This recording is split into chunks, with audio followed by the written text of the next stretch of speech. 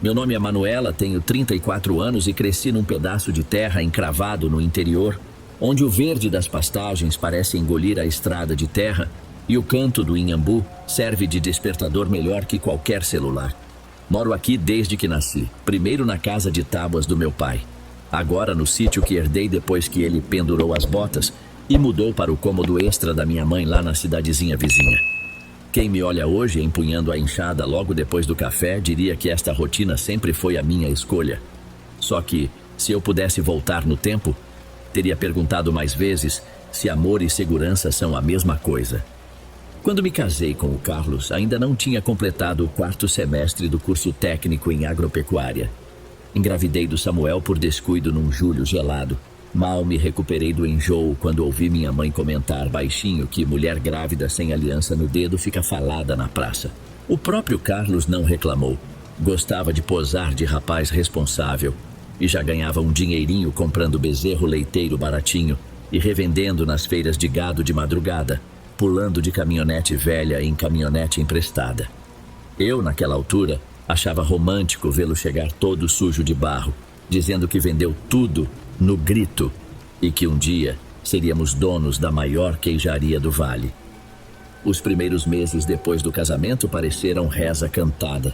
Acordo às 5, café preto fervendo na chaleira de Ágata, cheiro de pão de torresmo que minha sogra mandava como agrado, varrer o chão de terra batida para afastar escorpião, estender fralda no varal improvisado de fio elétrico, esperar o motor da F-146 ranger na descida e anunciar que ele estava de volta. Se o barulho viesse meio engasgado, eu preparava banho quente para aliviar o poeirão. Se o ronco viesse leve, corria buscar a caderneta para anotar o lucro do dia. Essa dança silenciosa nos manteve alinhados quase 3 anos, até o nascimento da Camila. Com 2 filhos e o sítio exigindo reforma, o peso das prestações começou a me cutucar. Mesmo assim, Carlos falava que era fase de investimento. Voltava mais tarde dizendo que precisava buscar novilho lá para as bandas do Jequitinhonha. Eu ficava sem graça de cobrar explicação. Afinal, a barriga de Camila ainda cheirava a talco e eu lembrava dos conselhos da minha tia. Homem precisa de estrada, mulher precisa de casa. Por dentro, no entanto, eu sentia o piso de madeira da nossa sala ranger mais do que devia, como se as tábuas também pressentissem a sobra de silêncio. Num fim de madrugada de quinta-feira, levantei antes do galo, adiantei o angu das crianças e decidi varrer a poeira que se acumulara nos cantos da estante. Ao sacudir a calça jeans de Carlos, caiu um envelope pardo já rasgado. Dentro, a conta de água de 3 meses vencidos, carimbada em vermelho vivo. Ele jurava que tudo ficava no débito automático, mas ali havia multa, juro e ameaça de corte. Senti o rosto queimar, uma mistura de susto e vergonha. Dobrei o papel de volta, tomei um gole de café frio e tentei convencer meus pensamentos de que devia haver explicação. Mas a xícara tremia na minha mão, denunciando que o medo já entrava pelas frestas. No domingo seguinte, enquanto procurava uma camisa limpa no armário dele, esbarrei numa sacola plástica estufada de envelopes. Luz, telefone via rádio, parcelamento de cartão, carnê do trator usado que nunca chegou. Tudo vencido, tudo escondido como se boletos fossem praga. Engoli o choro, fechei o armário e fiz o feijão engrossar cedo para ter motivo de ficar na cozinha até Carlos aparecer. Ele entrou, almoçou rápido, carcou 2 colheradas de doce de leite, disse que ia resolver a papelada da compra da leitoa e sumiu na nuvem de poeira antes que eu perguntasse qualquer coisa. Mais tarde encontrei um comprovante de abastecimento perdido no console da caminhonete. O frentista anotara: Rodovia da Serra, quilômetro 53, lugar onde não existe leilão nem fazenda de conhecido. A cabeça ferveu enquanto eu esfregava o chão de cimento, fazendo força até o braço doer, como se pudesse arrancar junto aquela dúvida que grudava igual carrapato. Na hora de dormir, a cama rangeu tão alto que acordei a Camila. Embalei minha menina no escuro, sentindo o coração bater fora de ritmo, e tive certeza de que alguma rachadura invisível abria caminho debaixo do telhado. Foi então que na sexta seguinte a dona Zefa chegou cedo para a faxina e soltou um grito que cortou o ar. Corri até o quintal. Perto do pé de acerola, meio coberto de terra seca, Havia um embrulho preto e molhado, exalando um cheiro doce e enjoativo, como rapadura esquecida no fundo do tacho, até virar carvão. Dona Zefa segurou meu braço. Isso aqui, minha filha, não é lixo de vizinho. Alguém veio trazer para vocês engolirem sem ver. Senti a espinha arrepiar. Pedi a ela que buscasse a pá. Enterrei o embrulho longe da cerca, mas o odor parecia colar na pele. Mesmo depois de banho, ainda sentia aquele azedo adocicado. Ao anoitecer, quando Carlos ligou dizendo que precisaria ficar fora o fim de semana inteiro, o cheiro invadiu de novo a cozinha, subiu pelo corredor e grudou no travesseiro dos meninos. Foi nessa hora que entendi. O problema não era só conta atrasada, era alguma coisa que respirava silêncio dentro da nossa casa. O sábado amanheceu lento, céu branco de poeira fina, e eu tentei enfiar a cabeça nos afazeres antes que a ansiedade me derrubasse. Enquanto pendurava fraldas no varal, o Samuel apareceu, rosto amassado de quem dormiu mal. Mãe, acordei porque alguém ficou me chamando sussurrado no corredor. Era sonho, filho? Tudo certo. Ele fez que sim, mas os olhos castanhos pareciam maiores, úmidos. Abraçou minha cintura e ficou ali, silencioso, como se o corpo miúdo procurasse abrigo onde eu mesma não encontrava. Quando entrei com a bacia de roupas, a Camila chorava sem motivo aparente, batendo a mãozinha na própria cabeça.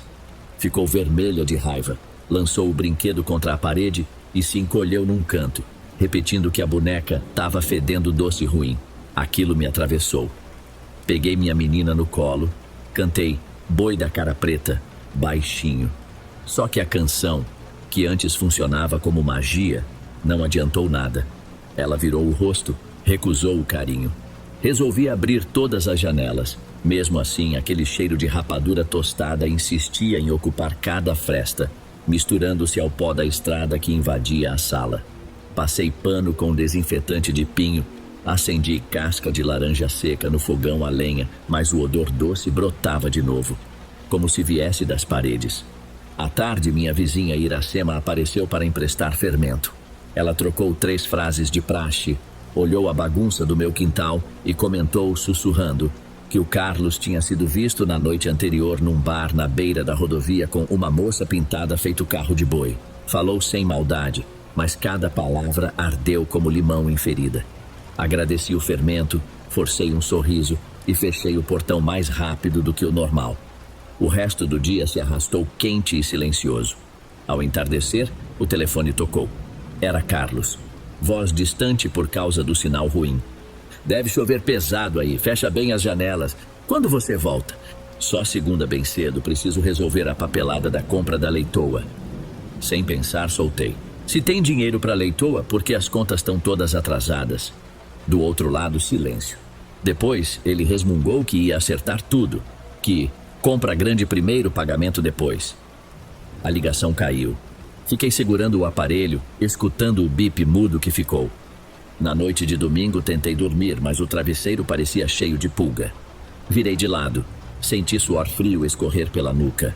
Lá fora, ouvi o cururu na lagoa, misturado a um rangido de madeira perto do galinheiro. Encolhi as pernas, fechei os olhos, repeti o Salmo 23 quase inteiro, até pegar no sono aos trancos. Acordei às 2 da manhã com algo pesado sobre o peito, como se um gato grande tivesse pulado em mim. Abri os olhos. Nada. O quarto estava escuro, mas o cheiro, sempre aquele cheiro, girava ao redor. Meus cabelos colavam na testa. Levantei devagar, caminhei até a cozinha. A lâmpada fraca iluminava um rastro de melaço escuro no chão, começando na porta dos fundos e terminando bem na beira do fogão. Limpei com pano e detergente até o tecido rasgar. Mesmo assim, a mancha parecia querer voltar. Fantasma teimoso. Segunda-feira, antes do sol despontar, a caminhonete finalmente engatou na estrada de cascalho lá embaixo. Carlos entrou calado, barba por fazer, olho injetado. Deixou uma caixa de papelão sobre a mesa, disse: trouxe queijo frescal para o Samuel. E foi direto para o chuveiro. Aproveitei que ele se trancou e abri a caixa. Além do queijo, havia 2 pacotes de fralda do tamanho errado e um frasco de perfume barato, daqueles vendidos por consultora ambulante. Preguei o rótulo: Bruna Essence. Senti o estômago revirar. Rasguei a embalagem, o cheiro adocicado se espalhou. Era quase o mesmo odor que impregnava a casa, só que mais forte e sintético. Joguei tudo no lixo antes que os meninos descessem. Quando ele saiu do banho, rosto limpo, camisa nova, eu já estava esperando. Carlos, precisamos conversar. Agora não, tô atrasado para entregar bezerro. Então ouve rápido, aqui dentro tá cheirando a podridão doce. As crianças estão doentes de medo. E eu encontrei perfume de outra mulher na sua caixa. Ele franziu a testa, como se eu tivesse falado em idioma estranho. Abriu a boca, fechou, pôs o boné, amarrou o cadarço sem olhar para mim. Mais tarde a gente se acerta, Manuela. E saiu, porta batendo. Quando o motor engasgou na curva, a casa pareceu murchar, exaurida. Senti tontura repentina. Apoiei-me na pia. Tudo ficou turvo por uns segundos, como se o chão balançasse. Respirei fundo e o cheiro doce voltou encorpado. Quase vomitei. Peguei as crianças pelo braço, levei até a varanda. Chega, a gente passa uns dias na casa da avó. No instante em que tranquei a porta, a Camila segurou meu pulso. Mãe, ele não quer que a gente vá. Quem, filha? Ela olhou para o corredor vazio, olhos arregalados. O homem do chapéu de couro. Meus pelos se eriçaram. Abracei meus filhos, atravessei o terreiro e só parei quando o portão velho rangeu às minhas costas. As galinhas cacarejaram assustadas. Eu tinha a nítida sensação de que alguém nos observava de dentro de casa, atrás da cortina, mas não olhei para trás. Quando o medo decide morar com a gente, ele cria raiz. E eu precisava arrancar a minha família dali antes que o solo inteiro cedesse. A casa da minha mãe fica num bairro antigo, metade asfalto, metade terra batida, 15 minutos de carro a partir do sítio. Mesmo assim, o trajeto pareceu uma eternidade. Samuel recitava a tabuada baixinho no banco de trás. Camila mordia a manga da blusa. Ao estacionar diante do portão verde descascado, senti um alívio que durou o tempo de 3 respirações. O cheiro doce viajou conosco, preso na roupa ou talvez na memória. Mamãe veio abrir, pano de prato jogado no ombro. Oxente, chegaram de surpresa, aconteceu algo. Posso explicar depois.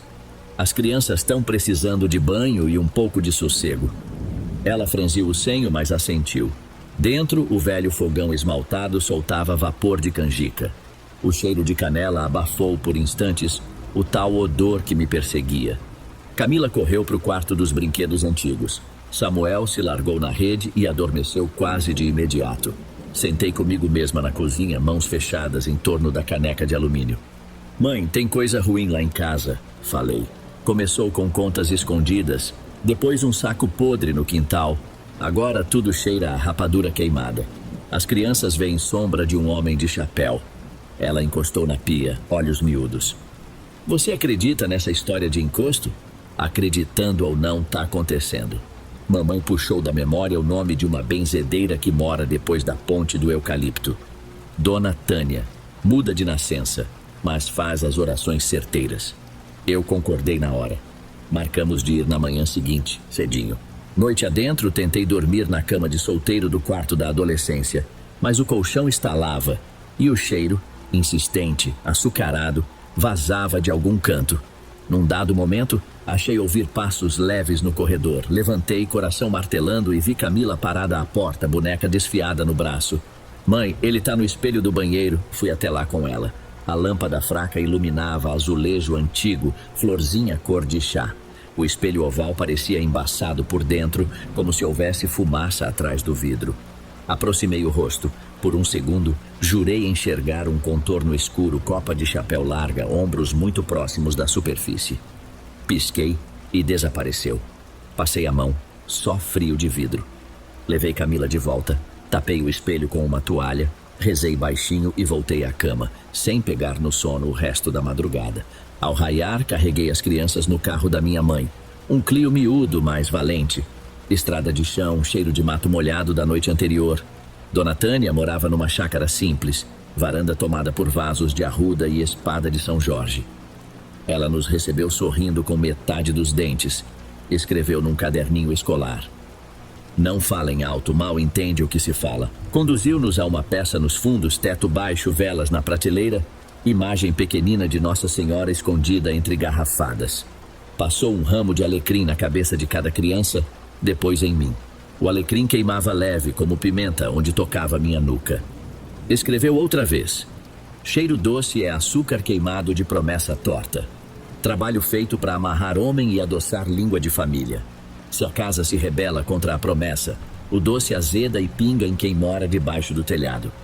Mostrou-me um saquinho de algodão cru onde colocou um dente de alho roxo, 3 favas de urucum e um nó de fita azul. Entregou-me. Em seguida, desenhou 7 ondas num papel e assinou com um X banho em rio corrente. Arruda, sal grosso, casca de limão. 7 madrugadas. Reza por dentro. Quando agradeci, ela ergueu o dedo, apontou para Samuel. Meu menino, acordado agora, tremia de leve. Dona Tânia encostou o ramo de alecrim bem no centro do peito dele. Uma vela ao lado estalou forte, cuspindo faísca. O cheiro de rapadura queimou no ar da sala, tão real que fiz força para não tossir. A benzedeira soprou a chama, rabiscou depressa. Ele já viu quem carrega, mas não pegou na alma. Saímos de lá com o pacote de ervas, cabeça zonza e a sensação de carregar chumbo nos bolsos. No caminho de volta, enquanto as jacas maduras explodiam no chão da estrada, perguntei às crianças se estavam bem. Samuel respondeu cansado. Tô leve, mas acho que o homem do chapéu veio atrás. Ele gosta da poeira que levanta do carro. Camila, de olhos fechados, sussurrou. Mãe, o cheiro parou, mas só até a noite. Apertei o volante. Tinha vontade de acelerar, mas o barro escorregadio impedia. Olhei o retrovisor. Nada além de poeira e galhos. Mesmo assim, senti no fundo do estômago que a sombra passeava colada na lataria, esperando encontrar fresta para entrar de novo na nossa vida. Chegamos à casa da minha mãe bem antes do meio-dia. O sol já queimava a terra vermelha, mas o vento trazia cheiro de capim-cidreira do mato recém-cortado. Deixamos as crianças comendo biscoito de polvilho na varanda e fomos, só eu e mamãe, separar tudo para o primeiro banho de limpeza. Ela trouxe sal grosso da despensa, arruda do canteiro e raspou a casca de 3 limões cravo colhidos atrás do galpão. O pacote de Dona Tânia ficou no centro da pia, como se fosse coração batendo fora do peito. Vamos pro rio logo depois de escurecer, decidiu minha mãe. A água corre mais fria de noite e leva embora o que não presta. O rio Mosquito ficava a pouco mais de 4 quilômetros dali, correnteza rasa, cheia de pedra lisa. Saímos quando o sol encostava nos morros, céu laranja desbotado. Levei as crianças na carroceria do carro do meu padrasto, embrulhadas em cobertor velho. O cheiro doce, por incrível que pareça, não nos acompanhou no trajeto. Só senti odor de goiaba madura estourada no chão da estrada. À beira da água, mamãe desenhou cruz de sal no barranco e fez as crianças descalçarem. Cortei a arruda em pedaços, joguei no balde com casca de limão e água do rio. Samuel entrou primeiro. A corrente batia no joelho dele, fazendo redemoinho em volta da canela. Joguei o banho da cabeça aos pés, pedindo em silêncio para que toda a sujeira fosse embora. Ele cerrou os olhos, respirou fundo. Na superfície, pequenos flocos escuros se soltaram dos fios de cabelo e foram levados. Pareciam cinzas, mas não se desfaziam. Camila veio em seguida, tremendo mais de frio do que de medo. Quando derramei a mistura sobre ela, senti a água engrossar entre meus dedos, como se fosse xarope ralo. Um sapo coachou alto na margem, e nesse instante a menina apontou rio acima. Olha, mãe! A uns 10 metros, a sombra de um chapéu alargava-se contra a claridade pálida da lua nascente. Não vi corpo nem rosto, só a copa escura pairando como miragem. Pisquei e sumiu, mas o vento trouxe sopro quente, lembrando o melaço de cana queimado. Resistimos a virar as costas. Terminamos o banho, jogamos fora a água usada e voltamos sem falar uma palavra. Em casa, secamos as crianças, colocamos o patuá de fava e alho no pescoço de cada um, como mandado. Enquanto arrumava a rede para Samuel, o telefone tocou. Número desconhecido. Atendi. Manuela. A voz vinha rouca, saturada de estática. Você jogou fora meu presente? Reconheci o timbre de Carlos, mas parecia arranhado, como se falasse por cima de brita. Onde você está? Na estrada, e tô tentando achar vocês, mas o cheiro não larga. A ligação caiu.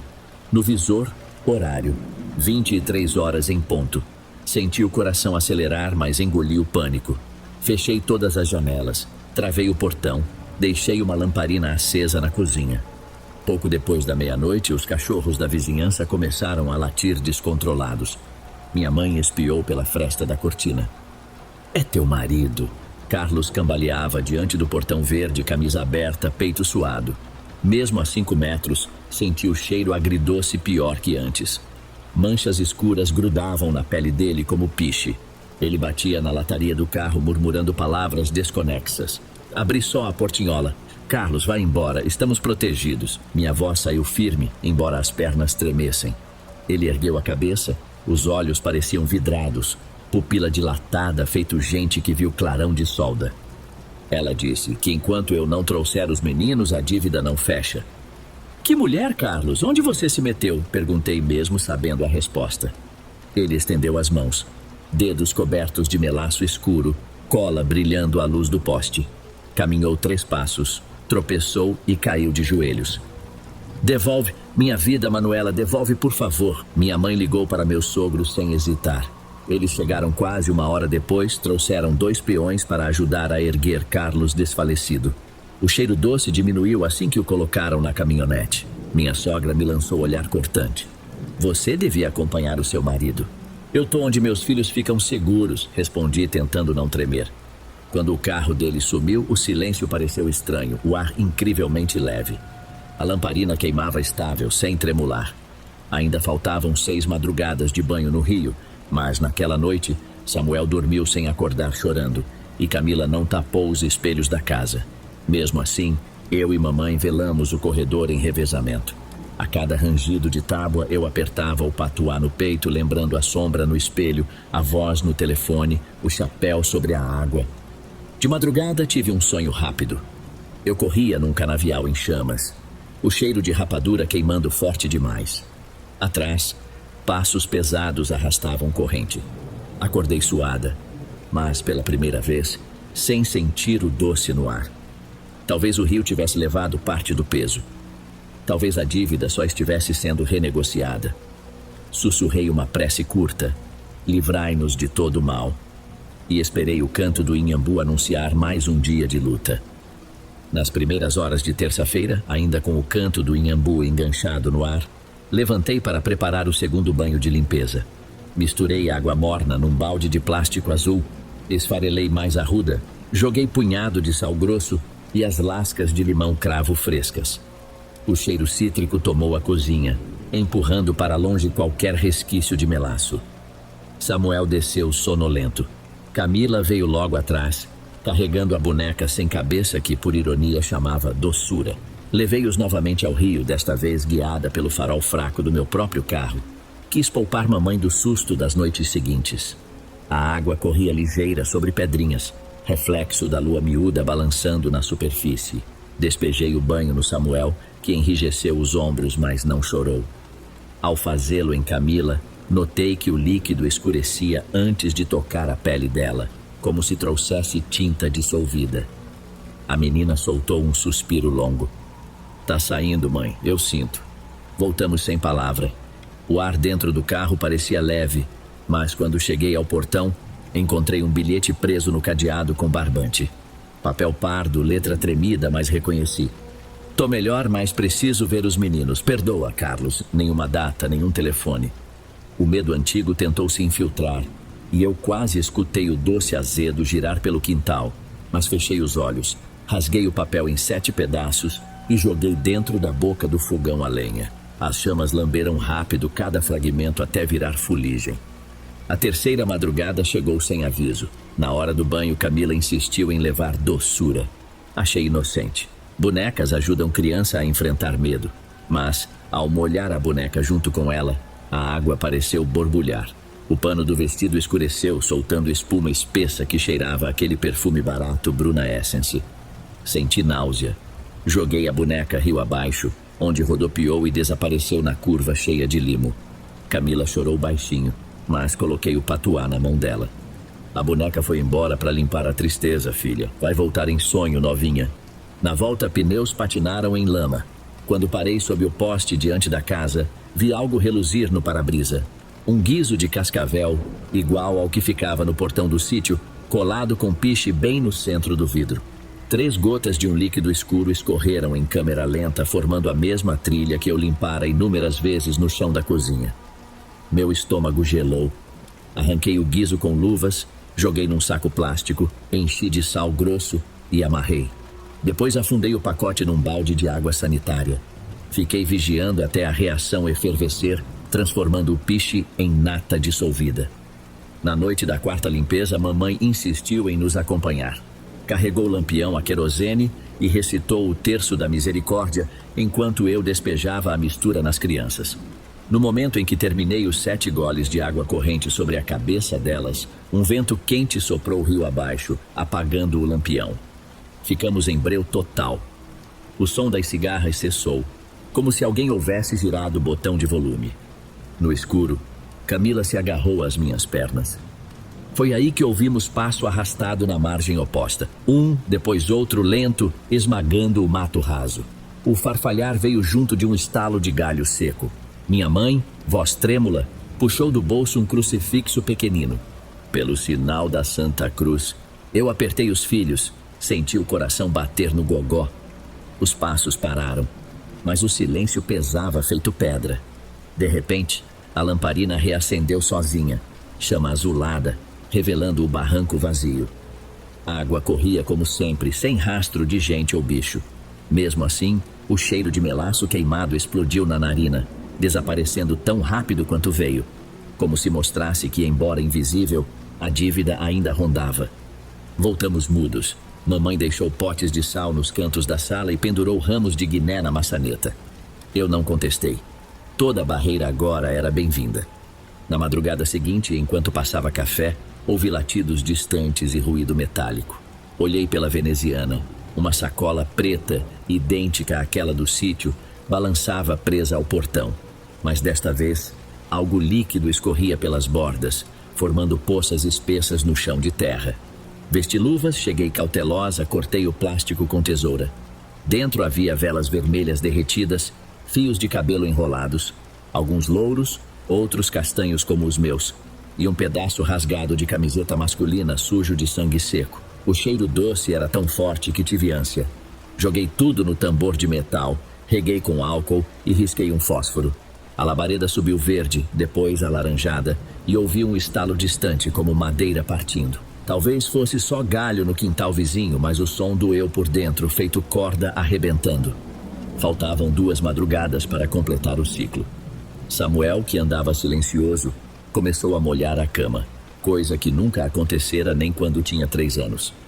Camila passou a cobrir espelhos não só de casa, mas até do retrovisor interno do carro com pedaço de pano florido. Minha mãe chamou isso de último choro da sombra, pois trabalho de feitiço esperneia antes de morrer. Eu tentava acreditar, mas a cada noite sentia o ar ao redor vibrar, como se alguém andasse pela varanda puxando correntes invisíveis. Na madrugada de número 6, enquanto derramava o banho sobre minha cabeça, porque decidi que eu também precisava me limpar, senti o couro cabeludo arder, como se agulhas de limão cravassem na pele. O cheiro cítrico se misturou a aroma de rapadura, formando odor agridoce sufocante.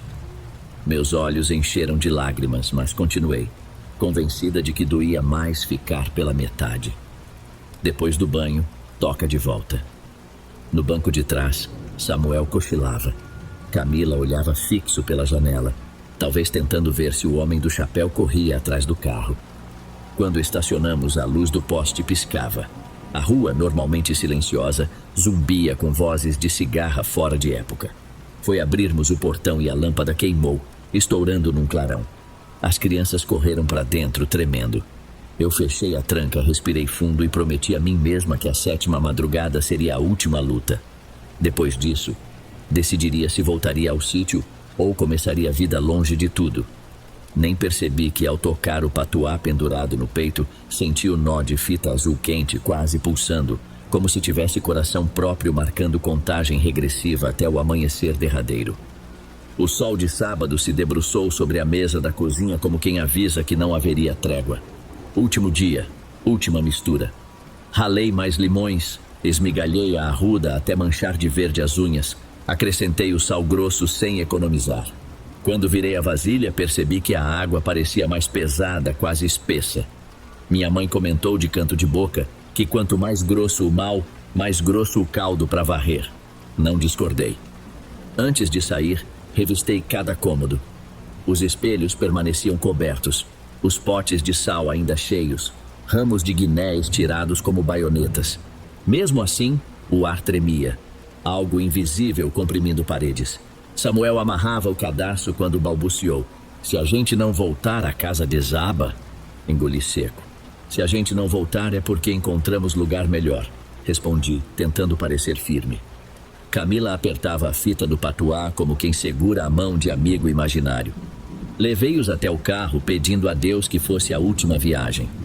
Chegando ao mosquito, notei a corrente mais volumosa, escurecida por chuva na cabeceira.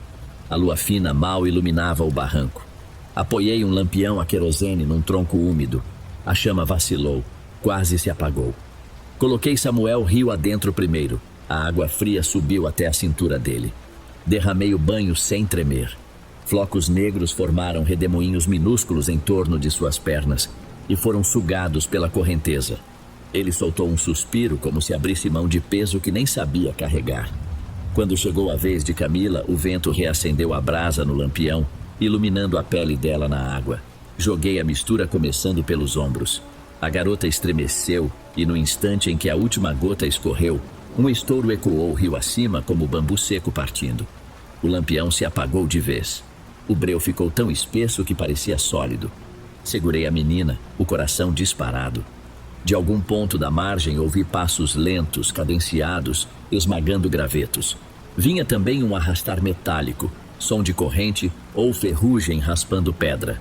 Achei reconhecer respiração pesada, arfante, mesclada a cheiro doce, mais forte que nunca, que descia a bater no meu estômago. Abracei meus filhos, recuei, tateando até sentir o cascalho sob a sola.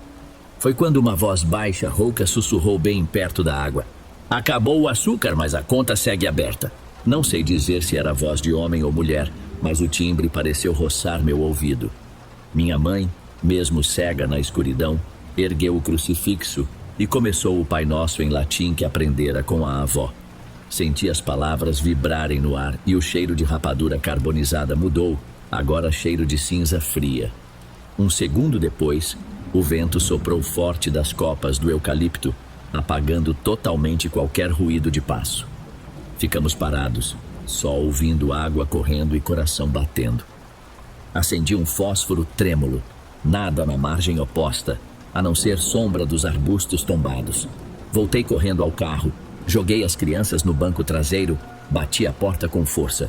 Minha mãe entrou ofegante. O motor engasgou 2 vezes, pegou. No retrovisor, juro ter visto a copa de um chapéu largo emergir atrás das taquaras, mas não havia corpo que o sustentasse. A silhueta balançou, dissolveu-se em fumaça escura que subiu com o vento. No caminho de volta, Camila dormiu profundamente, a cabeça tombada. Samuel olhava pela janela, como quem busca algo que ficou para trás, mas não disse palavra. Dentro do carro, não havia nenhum perfume almiscarado, só cheiro de limão e querosene do lampião apagado. Quando entramos na rua, o poste queimado estava aceso, luz forte como se nunca tivesse falhado. Abri o portão devagar. O quintal cheirava a terra úmida, nenhum rastro de melaço. Pousei o balde vazio na varanda. Parecia comum, mas notei que o patuá no meu pescoço estava frio, quase gelado. E o nozinho de fita azul tinha perdido a cor, agora cinza claro, desbotado. Dei banho quente nas crianças, botei-as na rede grande da sala. Dormiram sem protesto. Eu e minha mãe ficamos na cozinha bebendo café ralo. Nenhuma porta bateu. Nenhum objeto caiu. O relógio carrilhão marcava 2 horas quando finalmente pisquei sem medo. Antes de me recolher, fui ao quintal para ver se o ar ainda tremia. O céu estrelado parecia firme. Então, algo brilhou perto do pé de maracujá. Pedaço de vidro, talvez resto de lâmpada estourada. Abaixei, peguei. Era caco da antiga garrafa de melaço que Carlos gostava de comprar na beira da estrada. Atrás do vidro, uma fileira de formigas carregava grãos de sal grosso rumo ao formigueiro. Senti a garganta estranha, nem alívio nem tristeza, apenas cansaço grande. Antes de entrar, confessei em voz baixa ao escuro. Se a conta está mesmo aberta, vai ter de me achar em outro endereço, porque já não havia plano de voltar ao sítio. O fogo que eu mesma acendi para salvar minha família também queimara a ponte para aquela vida. E enquanto eu tivesse força para mover um único tijolo, reconstruiria tudo longe do cheiro doce que quase nos matou. 3 semanas depois da última ida ao Mosquito, eu já estava alojada numa casinha geminada no centro de um distrito vizinho. Aluguei por mês, pintura ocre descascada, quintal curtinho, porém sem memórias de poeira vermelha nem barulho de caminhonete na madrugada. Minha mãe ficou mais 2 dias para me ajudar a desencaixotar panelas e instalar varal novo. Depois voltou para o bairro dela, levando a sensação de que finalmente cada uma cuidaria do próprio sossego. Arrumei emprego extra fazendo bolos de fubá com goiabada para o mercadinho da esquina. O dono, seu Nivaldo, me passou confiança. Pago semanal, sem conversa fiada. As manhãs começaram a cheirar a café coado e açúcar queimado de forma boa, não daquela que embrulhava o estômago. Quando as crianças saíam para a escola, eu me pegava sorrindo por lembrar que agora o registro de presença era digital e não dependia de caderneta mofada. Samuel se adaptou rápido, ganhou um amigo chamado Henrique que colecionava figurinhas de dinossauro. Camila, ainda receosa, andava com um lenço floral no bolso. Falou que o lenço funcionava como teto portátil, caso algum espelho abrisse porta onde não devia. Numa tarde de terça-feira, enquanto separava ovos para uma fornada, o celular tocou. Número que eu sabia de cor, o da minha sogra. Manuela, o Carlos quer ver as crianças domingo. Está melhor. Voltou a dormir direito. Ele ainda sente aquele cheiro? Perguntei de supetão. Diz que não, mas a fala dele fica estranha às vezes, como se faltasse ar. Você traz os meninos? Prometi pensar. Desliguei com o coração disparado. Passei o resto do dia lembrando do guiso de cascavel colado no para-brisa, do telefonema rouco, do perfume Bruna Essence. Apesar do medo, senti pena. Ao colocar Samuel na cama, mencionei. Teu pai quer visitar. Ele deu de ombros. Se for em lugar aberto, tudo bem. Camila puxou o lenço do bolso. Sem espelho, combinei encontro em praça arborizada da cidade.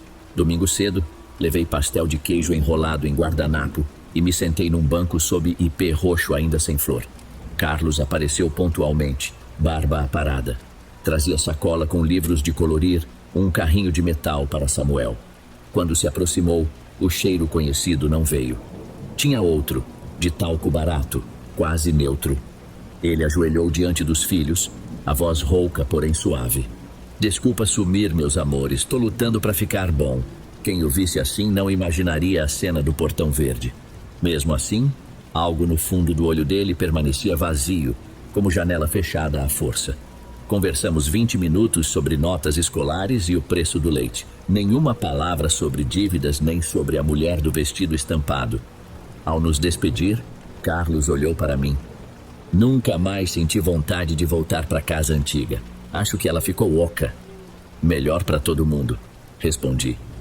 Ele segurou minha mão, rápida, leve.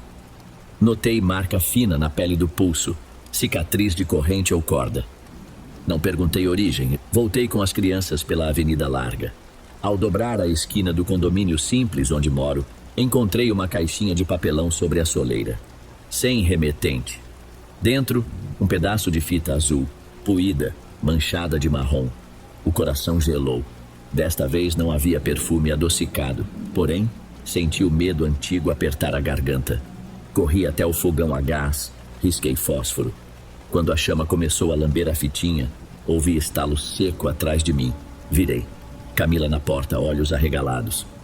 Mãe, escuta! Silêncio absoluto, nem buzina distante. Deixei o fogo consumir tecido, joguei a cinza no ralo com água corrente. Só depois notei que o lenço floral de Camila estava dobrado no bolso dela, limpo. Parecia símbolo de que o teto portátil bastava. Naquela noite, Samuel acordou uma única vez para beber água. Disse que sonhou com um rio largo, sem ponte, correndo rápido. No sonho, ele soltava a mão de um homem sem rosto, que afundava levando o chapéu velho. Perguntou se estava tudo bem. Está, meu filho. O rio levou o que não cabia mais. Ele voltou a dormir. Eu fiquei olhando a lua fina pela janela da cozinha, escutando o motor de um caminhão ao longe. O ar cheirava a massa de bolo assando, nada mais. Pela primeira vez tive certeza de que se algum dia a dívida quisesse reabrir, teria de buscar outro endereço, outra história, porque nesta casa não havia espelho para porta nenhuma. Fechei a janela, soprei a vela do balcão e deixei a noite finalmente se acomodar no seu lugar. Os dias seguintes passaram em ritmo de fogão ligado. Acordar antes da claridade, bater manteiga com açúcar, acrescentar fubá, polvilho, rasgar goiabada em tiras e espalhar nas assadeiras.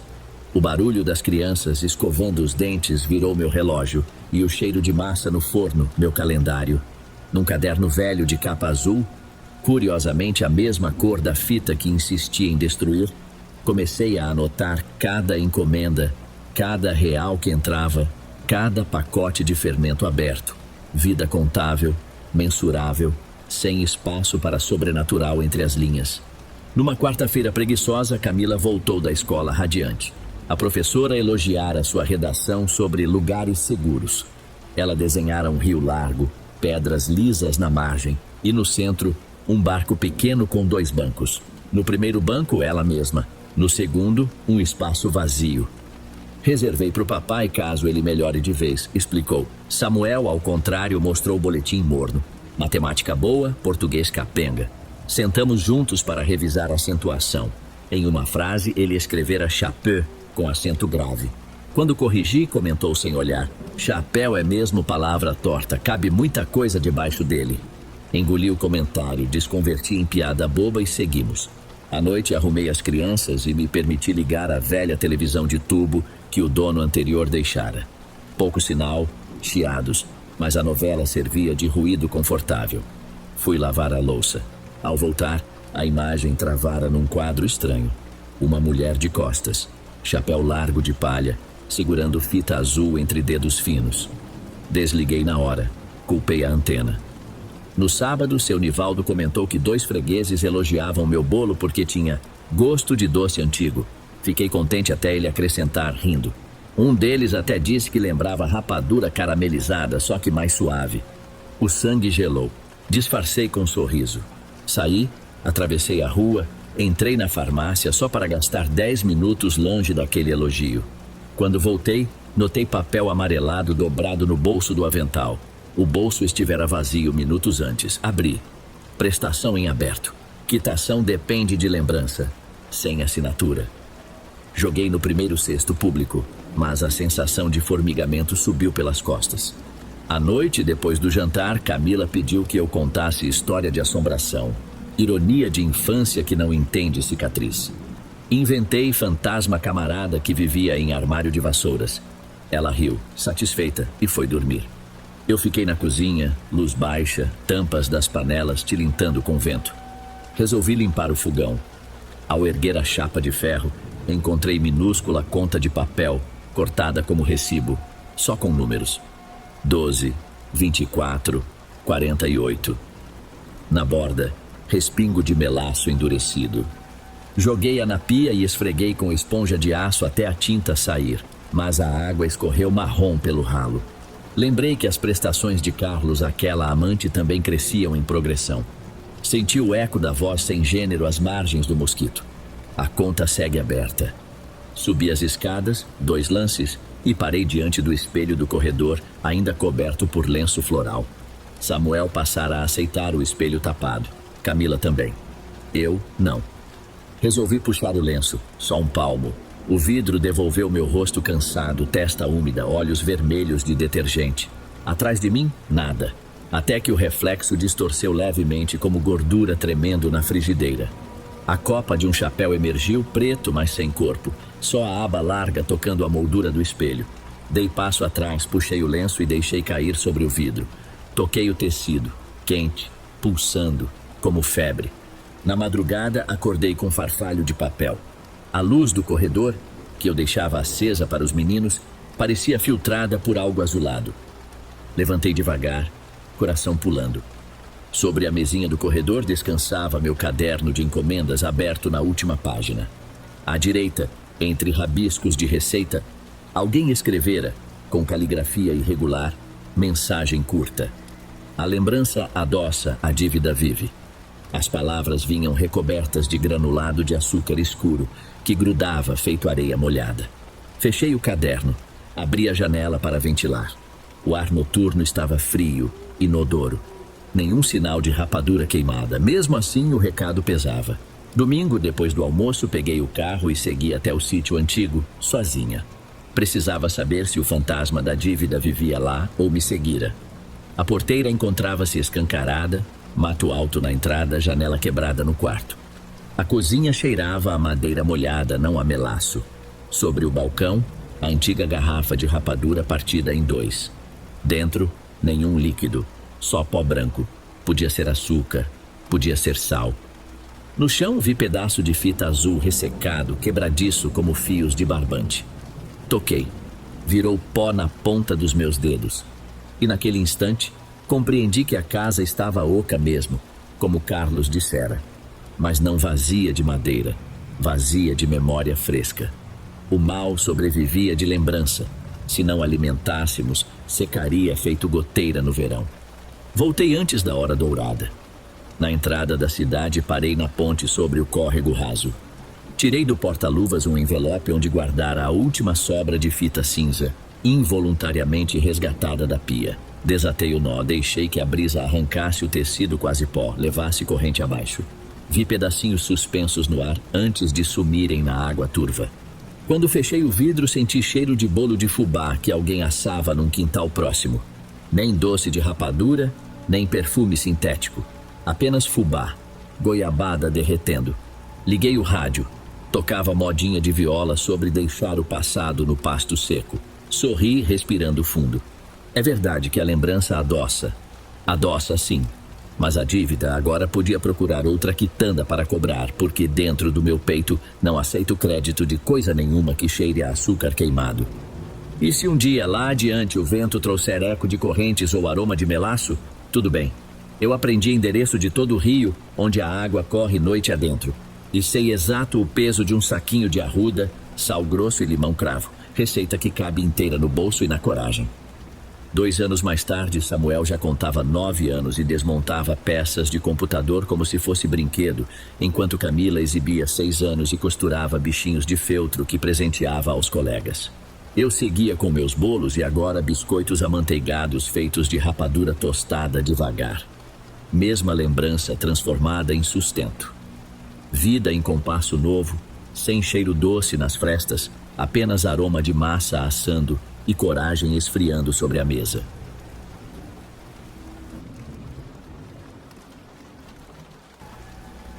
Meu nome é Lourenço e hoje eu já passei dos 50 anos. Se eu tô te contando essa história é porque ela tá entalada aqui no peito há tempo demais. E uma hora a gente precisa botar pra fora, nem que seja pra entender o tamanho do estrago. A vida que eu conheci desde menino foi aqui, na roça, no interior de Minas. Uma daquelas vidas que o tempo parece que corre mais devagar, sabe? Meu pai era um homem seco, de pouca prosa. A gente conversava mais com o olhar do que com a boca. Ele não era um homem mau. Nunca levantou a mão pra gente, mas também nunca deu um abraço. O afeto dele era o feijão no prato, a lenha cortada para não deixar o fogo do fogão apagar. Era o jeito dele de dizer que amava. Minha mãe era igual. O mundo dela começava na porta da cozinha e terminava no chiqueiro dos porcos. O cheiro dela era de fumaça e de roupa lavada com sabão de soda. A vida era dura, sem enfeite. Foi nesse modelo que eu cresci. Com o tempo conheci minha mulher num forró que tinha no vilarejo. Moça boa, de família direita. A gente casou cedo, sem muito no bolso, mas com vontade de sobra. Juntamos um dinheirinho que nossos pais ajudaram. Compramos um terreno e levantamos nossa casa com as próprias mãos. Tijolo por tijolo. Não era luxo nenhum, mas era nossa. Tinha um quintal grande, de terra batida, onde a gente plantava um pouco de tudo. Foi nesse chão que a gente criou nossos 3 filhos. Tivemos 2 meninas e um menino. E mesmo querendo ser diferente do meu pai, a verdade é que, quando vi, eu estava fazendo tudo igual. Não que eu não amasse meus filhos, pelo amor de Deus. Eu amava de um jeito que chegava a doer no peito. Só que o meu amor não tinha som de palavra, sabe? Meu amor tinha o cheiro da terra molhada quando eu chegava do campo, Tinha o peso da sacola de laranja ou de manga que eu trazia para eles. Era o meu jeito de falar. Quando eles eram bebês era fácil. Eu pegava no colo, ninava, dava de comer. Mas conforme eles foram crescendo, esticando, criando corpo de gente grande, eu fui me afastando, fui ficando sem jeito. Em vez de um abraço, eu consertava a bicicleta. Em vez de um eu te amo, eu me matava de trabalhar para não faltar nada. Eu só fazia questão de uma única coisa, uma regra que o meu velho me ensinou. Jantar todo mundo junto na mesma mesa todo santo dia. Era a hora sagrada. E talvez por isso meus filhos não se perderam de mim por completo. O Saulo, meu único menino, desde pequeno já se embrenhava comigo na roça. Gostava de aprender a lidar com o gado, a fincar cerca. Com ele, eu era mais rígido, ensinava o serviço pesado. Com as meninas, eu sempre achei que a mãe delas saberia cuidar melhor. Eu não me metia muito. Luísa, a do meio, sempre foi mais na dela, com a cabeça nos livros. Mas foi a Beatriz, a mais velha. A Beatriz. Ela nasceu com um brilho diferente. Ela tinha os olhos grandes e pretos da mãe, mas a pele era da cor do barro daqui, queimada de um sol manso. Bonita, sabe? Bonita de um jeito que fazia o povo do vilarejo parar para olhar quando ela passava. E não era maldade dela, era só o jeito dela ser. A gente, desde cedo, colocou na cabeça dela que o estudo vinha primeiro, que namorado era coisa para depois. Mas conselho de pai e mãe não tem poder contra o veneno que escorre da boca dos outros. Ela começou a virar moça, o corpo tomando forma, o sorriso ficando mais aberto. E foi aí que o falatório começou, bem baixinho no começo. Um comentário na venda onde a gente comprava mantimento, uma olhada atravessada na saída da missa de domingo. E em lugar pequeno como o nosso, onde a vida de todo mundo passa na janela do vizinho, um brilho assim, ou ilumina ou ofusca. E quando ofusca, o povo parece que sente uma vontade danada de apagar. E eu, no meu jeito bruto de ser, não percebi que o primeiro a jogar sombra no brilho dela seria eu mesmo. O falatório começou a engrossar. Não era mais só um cochicho, era uma conversa que morria de repente quando eu chegava perto. Era o jeito que o dono da venda parava de limpar o balcão para me encarar. Um silêncio esquisito que caía na roda de prosa dos homens sentados na praça. Ninguém me dizia nada na cara, mas o veneno estava no ar e eu sentia ele entrando devagar, me sufocando. E toda aquela vergonha, aquela raiva, eu não sabia onde guardar. Acabava virando contra a única pessoa que eu devia proteger. Eu chegava em casa e via a Beatriz rindo com a mãe na cozinha e aquilo me azedava por dentro. Eu tentava falar com ela, dar um conselho, mas as palavras saíam tortas, cheias de ponta. Em vez de minha filha, tome cuidado com o povo, saía um, você tá dando motivo, Beatriz? E eu via o brilho nos olhos dela diminuir um pouquinho a cada dia. Eu via o medo crescendo ali, medo de mim. E em vez de recuar, eu fincava o pé ainda mais fundo, cego de orgulho ferido. Eu achava que estava cuidando da honra da nossa família, mas na verdade, eu estava envenenando a minha própria casa. A gota d'água foi numa tarde de sábado. Me chamaram para um churrasco na beira do rio, coisa de homem. A gente se juntou debaixo de umas mangueiras, a fumaça da carne subindo, a cachaça da boa passando de mão em mão. No começo era a prosa de sempre. A safra que vinha aí, a falta de chuva, um pouco de política, essas coisas. Mas conforme o álcool foi soltando a língua do povo, o rumo da conversa mudou. Foi um compadre que soltou a primeira pedra, disfarçada de brincadeira. Ô Lourenço, sua menina tá bonita demais, hein? Outro dia vi ela na garupa da moto do filho do padeiro. O rapaz quase bateu o pescoço de tanto olhar para trás. Eu dei um riso amarelo sem graça e continuei virando a linguiça na grelha. Mas senti um calor subindo pelo peito. Um calor que não era do carvão. Logo depois, outro se meteu. Comigo foi um rapaz de fora. Vi ela perto da praça, caminhando com um que eu nunca tinha visto por aqui. O tom já não era de brincadeira. Tinha um deboche, uma malícia que me revirava o estômago. Era como se estivessem falando de um animal premiado, de um objeto, não da minha filha. E o pior foi o que veio em seguida de um sujeito que eu conhecia desde moleque. Sabe o que é, Lourenço? É que hoje em dia falta pulso firme. Se a gente não segura as rédeas curto em casa, a potranca sai desembestada. Foi aí que eu não aguentei. O mundo ficou mudo por um segundo. Larguei o garfo de churrasco na mesa com uma batida seca. Todos olharam para mim. Chega! A minha voz saiu baixa, mas pesada como pedra. Minha filha tem nome, e nenhum de vocês tem o direito de botar o nome dela nessa boca suja de cachaça. Quem tiver alguma coisa para falar dela, que fale agora na minha frente. Um silêncio de cemitério caiu sobre a roda. Ninguém teve coragem de me encarar. Ficaram olhando para o chão, para o copo, para qualquer lugar que não fosse para mim. A humilhação de ter que defender minha filha daquele jeito na frente de todo mundo foi pior do que qualquer xingamento. Peguei minhas coisas, inventei uma desculpa qualquer e fui embora. No caminho de volta dirigindo a caminhonete, eu senti as mãos tremendo no volante. A raiva não passou. Ela só mudou de forma, virou uma coisa escura e amarga dentro de mim. E ela precisava de um alvo.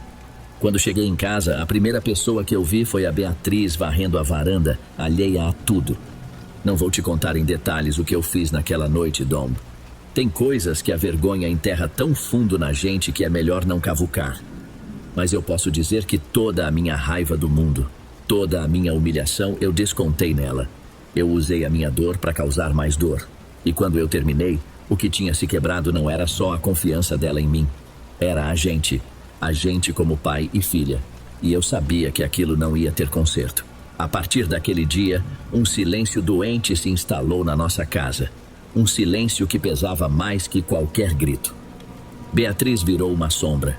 Se eu entrava num cômodo, ela saía por outra porta.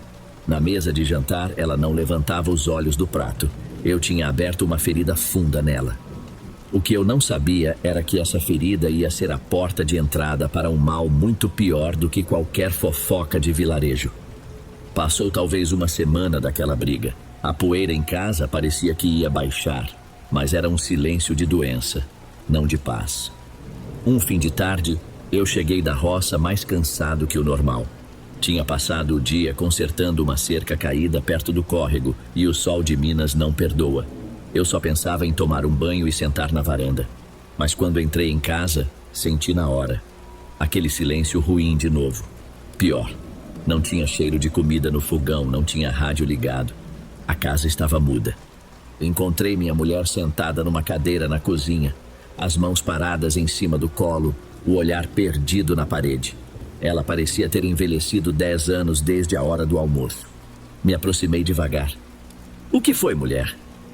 Ela não respondeu de imediato. Só baixou a vista como se sentisse vergonha. Depois, levantou os olhos cheios d'água para mim. Fizeram uma maldade com a Beatriz, Lourenço, uma maldade grande. Pensei que fosse uma discussão, um vizinho desaforado. Mas ela me explicou. Nossa filha estava entregando uma encomenda de broa e doce de leite umas ruas para baixo, quando um carro parou. Uma mulher desceu, agarrou a Beatriz por trás, sem dar chance dela se defender, e começou a cortar o cabelo dela com uma tesoura. Ali, no meio da rua, em plena luz do dia. Gritava um monte de coisa, xingava nossa menina, e tudo foi tão rápido que ninguém conseguiu impedir. Quando ela me contou isso, senti uma coisa quebrar dentro do meu peito. Fui cego de raiva até o quarto da Beatriz. Nem bati. Abri a porta de uma vez. Ela estava encolhida na cama, de bruços, um novelo de dor. Não se mexia. "Beatriz? O que aconteceu?" Silêncio. Me aproximei mais, a minha voz já saindo mais alta do que eu queria. "Levanta, olha para mim." Ela se virou devagar. O rosto estava inchado, molhado de tanto chorar. E então, eu vi. O cabelo dela, comprido e preto, estava destruído, picotado em tufos desiguais, umas partes raspadas perto do couro. Parecia que um animal doente tinha mastigado os cabelos dela. Saí do quarto sem conseguir respirar direito. Minha esposa me esperava e me contou o que a desgraçada gritava enquanto fazia aquilo. Isso é o que acontece com vagabunda que se mete com um homem casado. Aprende a não provocar quem tem dona.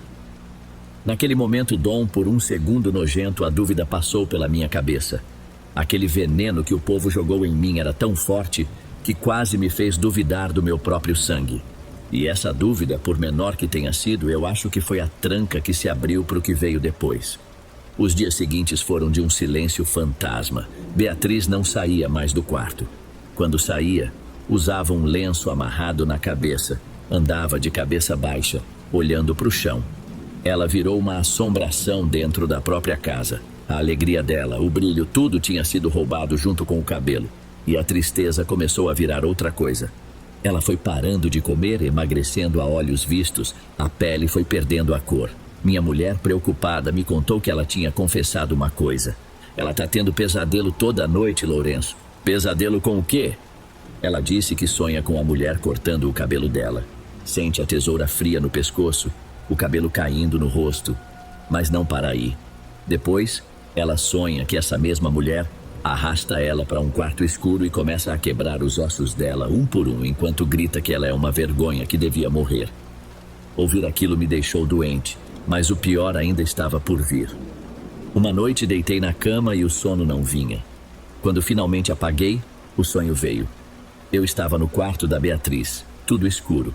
Ela dormia e eu estava em pé, ao lado da cama dela. Na minha mão, uma tesoura. Uma força que não era minha me mandava fazer aquilo. E eu, no sonho, obedecia. Eu me abaixava e começava a cortar o cabelo da minha própria filha. Eu sentia as mechas caindo entre os meus dedos. E o pior era o sentimento. Não era raiva. Era uma calma horrível. Uma satisfação. Quando eu terminei, a Beatriz do sonho abriu os olhos. Ela olhou para mim. Mas o rosto que me encarou não era o dele. Era o rosto da mulher que a atacou. E ela sorriu. Acordei com um pulo, o coração parecia que ia explodir pela boca. O suor escorria frio. Naquele momento, eu entendi. Entendi que aquilo não era só uma vingança, não era só fofoca. O mal não estava mais só do lado de fora. De algum jeito, por alguma fresta, ele tinha entrado. E eu tinha a terrível certeza de que ele tinha entrado por mim. O pesadelo que eu tive foi só o aviso. O inferno de verdade começou nos dias que se seguiram. A Beatriz não era mais a minha filha triste. Era um corpo habitado por uma ausência. A mudança no rosto dela era a coisa que mais me assustava. A pele, antes corada, ficou com um tom de cera, esticada sobre os ossos. Ela emagreceu tanto que a roupa ficava larga, parecia um espantalho. E os olhos, às vezes, ela olhava na nossa direção, mas não via a gente. O olhar dela atravessava a gente como se fôssemos feitos de vidro, como se ela estivesse enxergando outra coisa, um outro lugar, bem atrás de nós. Ela começou a ter uns comportamentos que arrepiavam a gente. Passava horas sentada no canto mais escuro da sala, abraçando os próprios joelhos, murmurando coisas que não dava para entender. Eram palavras soltas, sem sentido.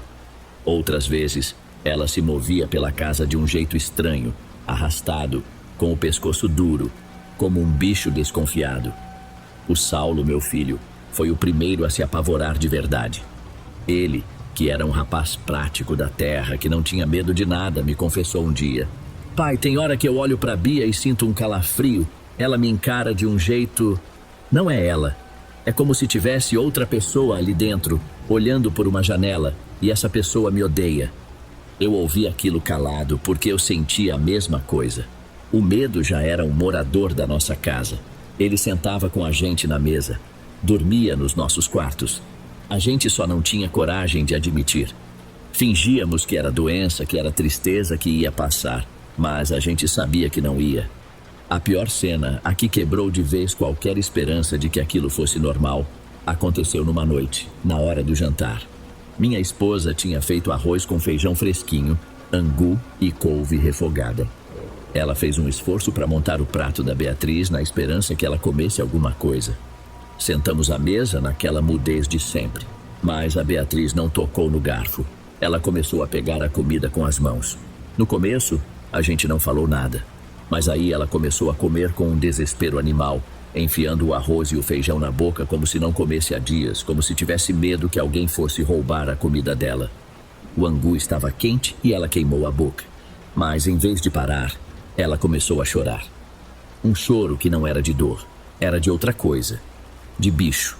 E com as mãos sujas de comida, ela esfregava o próprio rosto, lambuzava o pescoço, o cabelo que começava a crescer. E no meio do choro, ela falava aquelas palavras sem nexo, numa voz que não parecia a dela. Eu e o Saulo levantamos para tentar segurá-la, e a força que aquela menina magra tinha não era normal. Ela se debatia, lutava contra a gente como se a vida dependesse daquilo. Num desses arrancos, Ela se soltou e se jogou contra a parede da cozinha. Bateu a testa com um baque surdo e, se a gente não a segurasse de novo, ela teria se machucado para valer.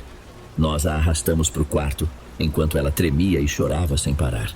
Depois ficamos nós três na cozinha, olhando um para o outro, para o prato de comida derrubado no chão. A farsa tinha acabado. Naquela mesma noite, o Saulo me esperou na varanda. Ele estava pálido, os olhos fundos. Pai, o que está acontecendo com a Bia não é tristeza, não é doença de médico. Eu não tive força para responder, só fiquei olhando para a escuridão do quintal. Aquilo começou quando o senhor bateu nela. Ele continuou, a voz baixa, mas firme. Aquilo se alimenta da raiva que o senhor sentiu. O senhor abriu uma porta, pai. E agora a gente não sabe como fechar. Ouvir aquilo do meu próprio filho foi como levar um soco no estômago. Era a verdade que eu não queria enxergar, dita em voz alta. Ele se levantou e entrou. Fiquei ali, sozinho, esmagado pelo peso daquela certeza. Minutos depois, minha esposa apareceu na porta. A gente não pode mais fingir, Lourenço. O médico não vai dar jeito. Eu conheço uma mulher, uma rezadeira, para lá de outra cidade. Dizem que ela é boa. A gente precisa levar a Beatriz lá. É a nossa única chance. Fomos num domingo de manhã antes de o sol ficar forte. Eu, minha mulher e a Beatriz, espremidos no banco da caminhonete. Ninguém falou nada o caminho todo. Era uma viagem de quase 2 horas, por estrada de terra, e o silêncio dentro do carro era mais pesado que a poeira que subia lá fora. Eu olhava de lado para minha filha, encolhida contra a janela, e ela parecia um passarinho de asa quebrada. A gente não estava indo atrás de uma cura, Dom. A gente estava indo atrás de um milagre e o medo de não encontrar era quase tão grande quanto a esperança. A casa da tal benzedeira era simples, afastada do vilarejo. Um portãozinho de madeira, um quintal bem varrido e um cheiro de erva queimando que vinha lá de dentro. Quem nos recebeu foi uma senhora já de idade, de cabelo todo branco preso num coque, pele enrugada pelo sol e um olhar que parecia que via a alma da gente. Ela não fez muita pergunta. Pediu pra gente entrar e sentar. A casa era limpa, cheirava a alecrim. Tinha umas imagens de santo na parede e um terço pendurado atrás da porta. Ela pediu para Beatriz sentar numa cadeira no meio da sala. Não encostou nela. Apenas andou em volta devagar, com um galho de arruda na mão, rezando umas coisas bem baixinho que eu não entendia. A Beatriz ficou parada, o olhar vazio de sempre. Depois de um tempo que pareceu uma vida inteira, a senhora mandou a Beatriz esperar com a mãe na varanda e chamou só a mim para conversar na cozinha. Ela me olhou fundo nos olhos, um olhar que me desmontou inteiro. O que as pessoas falam da sua filha é mentira. Ela nunca se deitou com aquele homem. A honra dela é limpa. Ouvir aquilo foi um alívio e uma facada ao mesmo tempo, mas o que ela disse depois foi o que me congelou a espinha. Tem um mal encostado nela, meu filho. Um feitiço forte feito por gente invejosa, gente de coração ruim. Mas esse mal... Ela fez uma pausa e o olhar dela ficou ainda mais sério. Ele não come dela, não. A sua filha é só o prato. A refeição é o senhor. Eu fiquei sem entender. De mim? Como assim? Ela é só o prato. A comida é a sua culpa, é a sua raiva, é a sua dúvida. O senhor, pai, sem querer, abriu a porta da sua casa e convidou o bicho para sentar na sua mesa. Ele sentiu o cheiro da sua raiva e da sua vergonha e veio. E enquanto o senhor não se perdoar e não pedir perdão para ela com o coração limpo, esse bicho vai continuar comendo a vida dela por dentro, até não sobrar nada. Cada palavra dela era um soco no meu estômago. Era a verdade que meu filho tinha me dito, agora vinda da boca de uma estranha. Ela me entregou umas garrafadas de ervas, uns saquinhos com folhas secas para banho e me explicou como fazer tudo. E me avisou: não espere melhora de um dia para o outro. O mal, quando se sente acuado, fica mais bravo. A coisa vai piorar antes de melhorar. A luta de vocês começa agora. E a principal arma não está nessas ervas, está dentro do Senhor. Naquela noite eu não consegui dormir. A casa estava mergulhada num breu. As palavras da benzedeira martelavam na minha cabeça. Ela é só o prato. Criei coragem e fui até o quarto da Beatriz. A porta estava entreaberta. Fiquei ali, parado, olhando para a sombra magra dela deitada na cama. Ela parecia tão pequena, tão frágil. E a culpa me esmagou de um jeito que eu nunca tinha sentido. Era uma dor física, uma coisa que me tirava o ar. Entrei devagar e sentei na beirada da cama dela. O quarto estava gelado. Peguei na mão dela. Estava fria como a de um defunto. E ali, no escuro, com a voz embargada, eu desabei. Me perdoa, minha filha. As lágrimas que eu segurei por uma vida inteira começaram a descer, queimando meu rosto. Me perdoa por ser esse pai que eu sou, um pai burro, um pai bruto. Eu não soube te defender. Quando o mundo te virou as costas, eu virei também. A minha honra de homem falou mais alto que o meu amor de pai. E eu deixei o mal entrar, eu deixei ele te pegar. Apertei a mãozinha dela com cuidado, a garganta fechada num nó. Eu te amo, Beatriz, sempre te amei, mesmo sem nunca saber dizer. Por favor, não me deixa. Não vá embora, minha filha. Fica comigo. Eu abaixei a cabeça e chorei ali, como um menino perdido. Chorei pela minha raiva, pela minha ignorância, pelo tempo perdido. E foi então que eu senti um tremor quase imperceptível na mão dela. Ela não me abraçou, não abriu os olhos, não disse nada, mas ela chorou. Em silêncio, o corpo dela sacudia com o choro. E naquele momento, naquela dor compartilhada, eu senti que a gente tinha uma chance. A nossa luta tinha começado. A nossa luta, como a benzedeira disse, foi feia. O bicho, sentindo que estava perdendo a comida, ficou mais bravo. Nos dias que se seguiram àquela noite no quarto, a Beatriz piorou de um jeito assustador. O cabelo dela, que já estava ralo, começou a cair em tufos. A gente encontrava mechas no travesseiro, no chão do banheiro, na roupa dela. Era uma coisa dolorosa de se ver. Chegou num ponto que minha mulher, com os olhos cheios de lágrimas, tomou uma decisão. Com cuidado e com a mão tremendo, ela raspou a cabeça da nossa filha. Não foi por maldade, foi por misericórdia. Era menos cruel do que ver aqueles buracos se abrindo no couro cabeludo dela. A Beatriz não reagiu, só ficou parada, quieta, como se já não tivesse mais força nem para sofrer. Eu me sentia um inútil. Eu fazia as minhas orações, acendia a vela, pedia a Deus com toda a fé que eu tinha.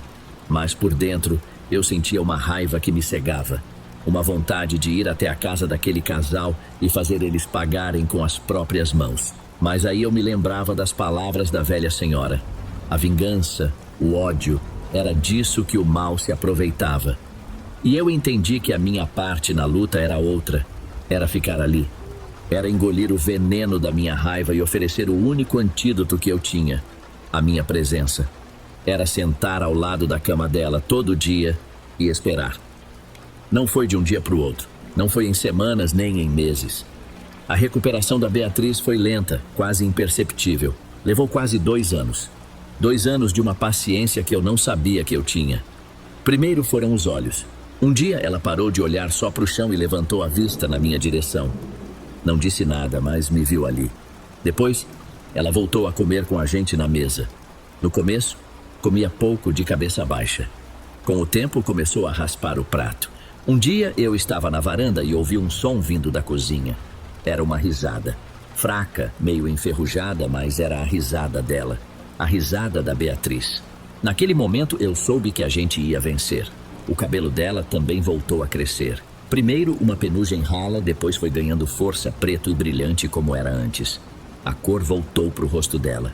E a gente teve a nossa filha de volta pedaço por pedaço. E cada pedaço que voltava era como se a alma voltasse para o meu corpo.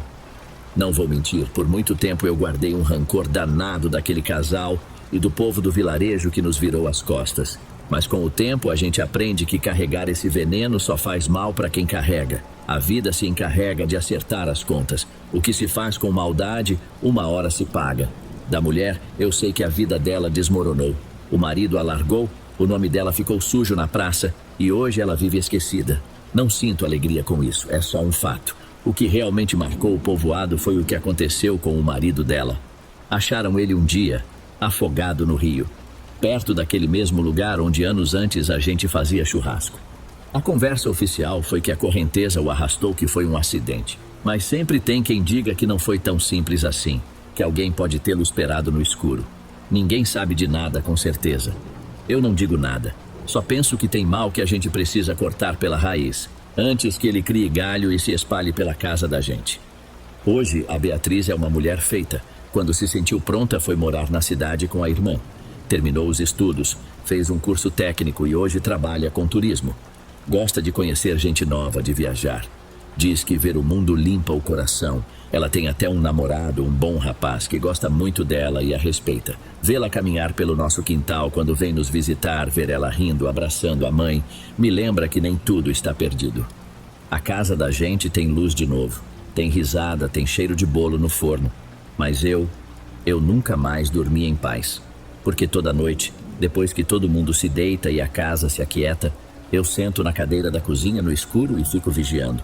Não para proteger minha filha do mal que vem de fora. É para proteger ela do mal que vez ou outra eu ainda sinto queimar, bem aqui dentro de mim. Porque eu sei que aquele bicho não morreu. A benzedeira me livrou do feitiço, mas não da semente dele. E a semente ficou aqui, plantada na minha alma. Ele só está quieto, adormecido, esperando com uma paciência de demônio para ver se um dia só, eu dou uma vacilada.